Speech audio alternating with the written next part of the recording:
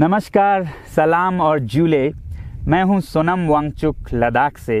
आप में से कुछ लोग हमें जानते होंगे हमारे शिक्षा सुधार के कामों के बारे में, या फिर पर्यावरण के काम में आइस स्तूपा, आर्टिफिशियल ग्लेशियर जैसे कामों के लिए, या फिर आई लिव सिंपली जैसे ग्लोबल मूवमेंट्स जो कि सादा जीवन अपनाकर क्लाइमेट चेंज को रोकने के लिए लोगों को प्रेरित करती है। मगर दोस्तों, आज मैं इन चीज़ों के बारे में नहीं बल्कि आप लोगों को एक बहुत ही ज़रूरी संदेश देने के लिए आया हूं, जो कि चीन और भारत के बीच अभी जो टकराव और तनाव की स्थिति बनी है, इसके बारे में आपकी क्या जिम्मेदारी है। मैं लद्दाख में हूं और आप देख रहे हैं सिंधु नदी को बहते हुए यहाँ, और वो जो पहाड़ियाँ हैं उनके पीछे नुब्रा और चांगथांग के वो इलाके हैं जहाँ पर ये तनाव बढ़ता जा रहा है। हज़ारों सैनिक वहाँ ले जाए जा चुके हैं। सुनने में आया है चीनी वायुसेना के जहाज़ भी वहाँ तैनात किए गए हैं, और 1 घंटे पहले भारतीय वायुसेना के जहाज़ भी मेरे ऊपर मंडरा रहे थे। सामान्यतः जब सीमा पर तनाव होता है तो हम आप जैसे नागरिक ये सोचकर सो जाते हैं रात को कि सैनिक इसका जवाब दे देंगे। मगर मैं आज आप लोगों को ये ज़रूरी बात बताना चाहता हूँ कि इस बार सिर्फ सैनिक जवाब नहीं, दो तरफा जवाब हो और उसमें नागरिक जवाब भी हो। तो आप जैसे नागरिक दिल्ली, मुंबई और बेंगलोर और अनेक शहरों से क्या कर सकते हैं इसमें, ये समझने के लिए पहले हमें समझनी होगी चीन की ये हरकत और वो ऐसा क्यों कर रहा है। आपने देखा होगा कि ये सिर्फ भारत के साथ नहीं हो रहा है, बल्कि पिछले कई हफ्तों से चीन ये दक्षिण चीनी सागर में वियतनाम, ताइवान और अब हांगकांग के साथ भी छेड़खानी कर रहा है।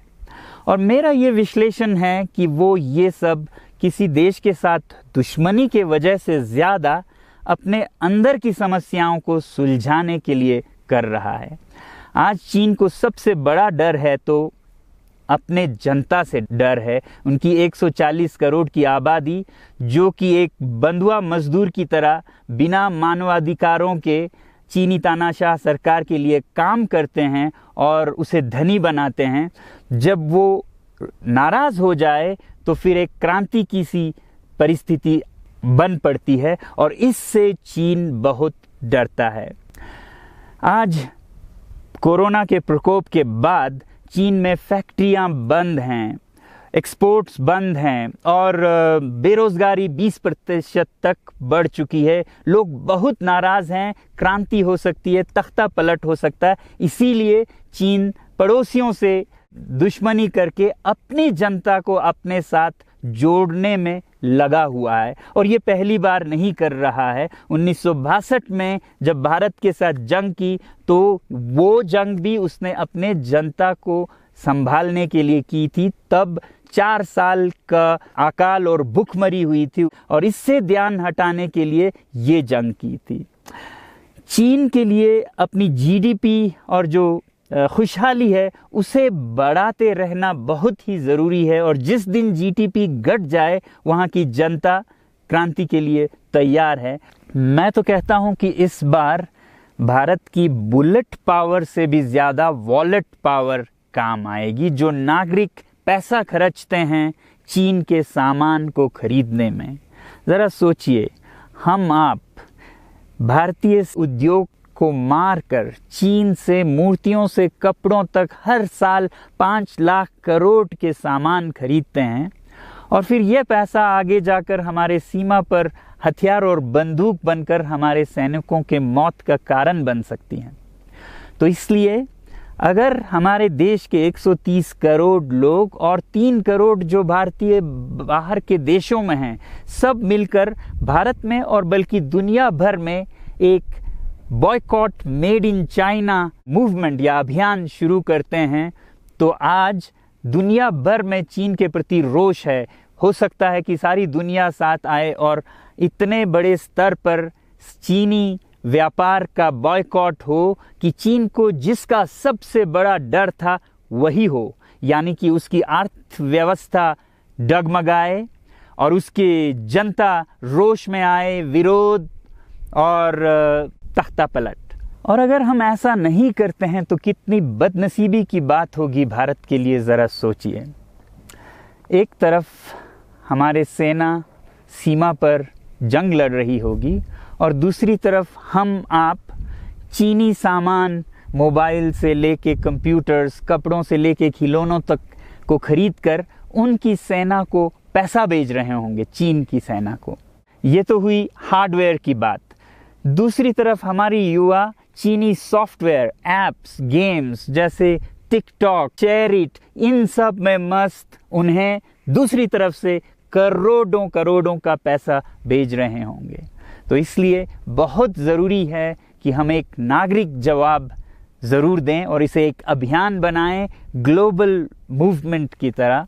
ये बॉयकॉट मेड इन चाइना का जो अभियान है वो भारत के लिए भी एक वरदान साबित होगी। जैसा कि हमारे प्रधानमंत्री ने एक विजन हमें दिया था स्वावलंबन का, सेल्फ रिलायंस, वो तब हो सकता है जब हमारे अपने उद्योग फलें फूलें। और जब हम बॉयकॉट करते हैं इन सामान का तो अपने देश के उद्योग का, उत्पाद का हम प्रयोग करेंगे और उससे मजदूरों को रोजगारी मिलेगी और सारा देश खुशहाल होगा। बजट होगा कि हम और अच्छी तरह से टक्कर ले सकें सीमा पर भी। तो इसके लिए मैं आप लोगों से अपील करता हूं कि जहां तक ऐप्स और सॉफ्टवेयर की बात है तो हमारे युवाओं को एक हफ्ते में उन्हें अनइंस्टॉल करना चाहिए। Boycott made in China, software in a week and hardware in a year. क्योंकि साजो सामान के लिए वक्त लगेगा हमारे अपने देश से और बाहर से विकल्प निकलने तक, तो उसे हम 1 साल के अंदर कर सकते हैं। तो ये हम न सिर्फ अपना प्रतिज्ञा करें बल्कि 100 और लोगों को इसके बारे में समझाएं, शेयर करें सोशल मीडिया पर, और हमारी जो मीडिया है वो जनता तक, देश के कोने कोने तक पहुंचाए। और जैसे ही इसका असर दिखने लगेगा, इंटरनेट से ऐप्स लाखों में, करोड़ों में अनइंस्टॉल होंगे, तो चीन को संदेश साफ जाएगा और यही एक तरीका उसे मेज़ पर पहुंचा सकती है जहां पर कि बातचीत हो शांति की। तो जाते जाते मैं ये बता दूं कि मैं क्या करने जा रहा हूं। इस फ़ोन पर जो भी चीनी ऐप्स हैं उन्हें तो मैं 1 हफ्ते में हटा रहा हूं, बल्कि ये फ़ोन जो कि चीन में बना है इसे भी मैं 1 हफ्ते में अपनी ज़िंदगी से अलग कर रहा हूं। और 1 साल के अंदर हर वो चीज़ जिस पे मेड इन चाइना लिखा है उसे ज़िंदगी से निकालने जा रहा हूं। हमें चीन से, चीनी लोगों से कोई समस्या नहीं है, चीनी सरकार और उनकी रवैयों से समस्या है। जब तक चीन में परिवर्तन ना हो हमें ऐसा करना होगा। और आप लोगों से मैं अपील करता हूं कि आप अपने शहर में, अपने मोहल्ले में ऐसे इवेंट्स करें जहां लोग प्रतिज्ञाएं करें कि चीनी सामान का बहिष्कार करें जब तक चीन में परिवर्तन ना हो। और मैं सालों से कहता रहा हूं कि 21वीं सदी में देश के लिए जान देने की नहीं बल्कि ज़िंदगी देने की ज़रूरत है।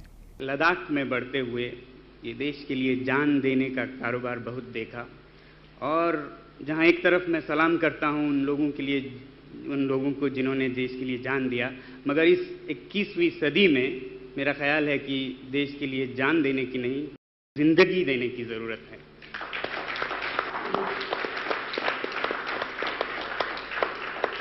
तो आप भी निभाइएगा अपना रोल। जय हिंद।